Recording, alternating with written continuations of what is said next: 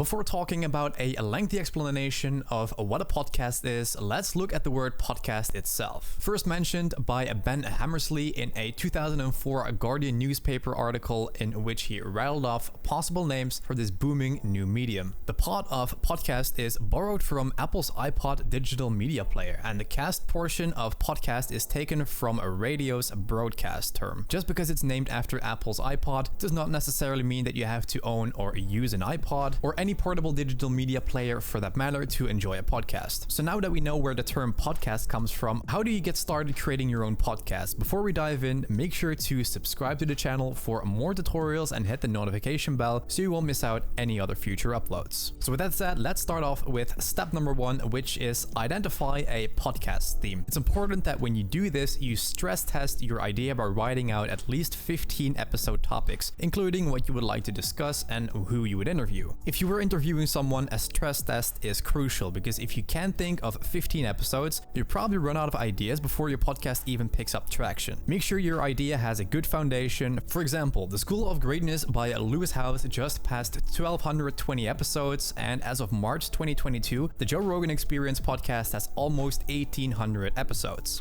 Of course, you have all your freedom to go and talk about any topic that you have in mind, no matter which kind of theme it is. If it's a hot article that has been in the news recently or a trending topic on Twitter, you have complete freedom of which topics to discuss. So let's go ahead and have a quick word from our sponsor. Where does your audio go into? Now, Riverside is the leading platform to record studio quality, also remote podcasts and video as well, and video recording from anywhere. Riverside is used also by myself alongside more than 70,000 people, ranging from individual creators to well-known creators such as Giraz, Gary Vee, and companies such as Spotify and the New York Times. What's awesome about Riverside is that when you're recording a remote podcast or a video podcast or a remote interview, the recording quality is independent of Wi-Fi stability. And that's because Riverside FM records locally. This is a huge advantage in order to ensure a reliable and uncompressed content outcome. It's basically a studio inside of your browser. It's very intuitive and easy to use. So once your recording is done, you automatically will be able to download separate audio and video tracks and edit your content with a few clicks in the iOS app as well. You can invite, record, and download high quality audio and video recordings easily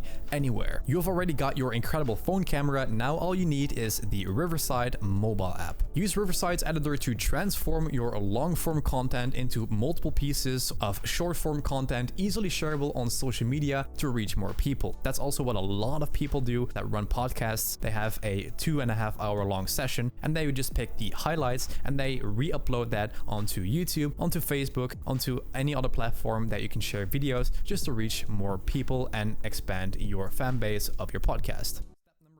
Name your podcast. Don't underestimate the power of a name. Your podcast name should speak to you and your audience. A listener should know what the podcast is all about from just the name alone. Here are a few tips for choosing the perfect podcast name. Make it 4 words or less, which is going to be a lot easier for people to remember. Keep it succinct and intriguing as well. Avoid the words the and podcast because obviously people already know that it's a podcast and there is no reason for the use of these words. Make it easy to spell and pronounce as well, so that your viewers have no trouble reminding and pronouncing your podcast name, no matter where they are from across the world. Decide on a name you enjoy saying out loud and that you're proud of saying that you're the host of this podcast, and make sure that is not taken by any brand by any means, because as soon as your podcast starts to, get some steam, for example, it would be a big bummer to go and have to change your entire podcast name, the entire theme, because a company has already owned the name or a part of your podcast name. And imagine that you would invest a lot of money into your podcast setup with the name of your podcast behind you, for example, and it would be a shame that you have to go and swap that to a brand new name and that people have to get used to a brand new name as well. A lot of podcast platforms include a hook or a short description along with the podcast name. However, don't get too hung up on that. Make sure to include keywords that make it easier for people to find your podcast, but avoid keywords stuffing or you could be penalized. Step number 3, choose your cover cover art. As your first impression, your cover art needs to be beautiful, it has to stand out and visually communicate your subject. So here are a few quick tips and good practices for your cover art. So your cover art should be a minimum of 1400 by 1400 pixels and a maximum of 3000 by 3000 pixels. Compress files to optimize for mobile use, and don't use too many words in your artwork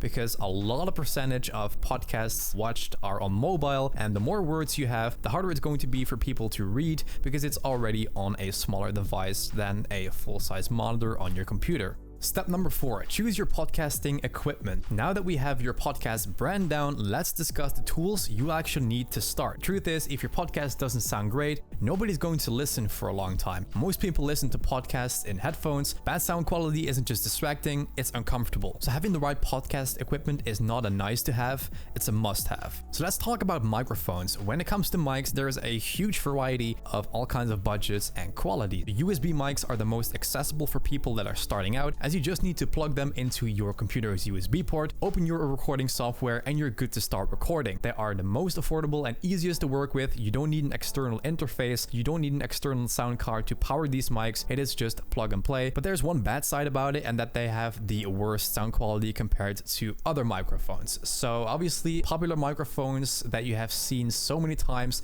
are the Shure SM7B, the Electro Voice RE20, and the Heli PR40. These are pretty high-end microphones. They can range between $200 and $600. So if you're just starting out, you don't have to worry about having a huge budget, as the Blue Yeti, the JLab Talk, and the Blue Snowball microphones are excellent quality as well to start off with. Step number 5, choose your audio recording software. So when it comes to recording software, there are tons of options for you to capture your voice, make sure that it sounds good, adding the effects, make it sound more level, and keeping an eye on the audio volumes to make sure that you're not clipping and that the volumes are equal, so there is minimal editing required afterwards. But like I mentioned, Riverside is perfect for that. Step number 6, publish your podcast. One common thing people misunderstand about podcasts is that you don't upload them directly on platforms like Apple Podcasts, Spotify, or Stitcher. Instead, you'll need a separate host for your audio files. To do this, you need a podcast hosting platform. Once you have your podcast hosted, you submit an RSS feed. An RSS feed is a standardized way to syndicate content to podcast directories. It ensures that your episodes are automatically placed on directories, adding all the necessary code to ensure that your listeners see all the proper titles